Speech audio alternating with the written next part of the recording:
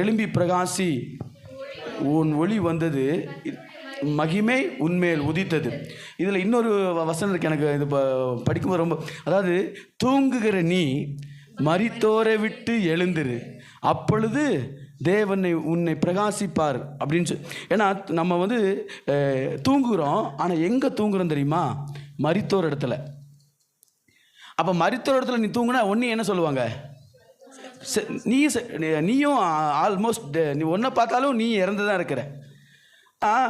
எல்லாரும் பார்க்கும்போது நீ தூங்குறன்னு நினச்சி நீயும் செத்துட்டேன்னு நினைக்கிறாங்க. ஆனால் நீ சாகலை, நீ தூங்கிட்டு தான் இருக்கிற.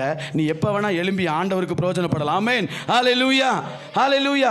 உன்னை பார்க்கும்போது ஒருவேளை நீயும் இறந்துட்ட, உன்னால் எதுவும் பண்ண முடியலன்னு சொல்லி உன்னை பார்க்குறவங்க சொல்லலாம். ஆண்டவர் அப்படி சொல்ல. ஆண்டவர் என்ன சொல்கிறன்னா, நீ தூங்கிட்டா பார்க்குற, ஆனால் நீ இருக்கிற இடம் தான் நீ சரியில்லை.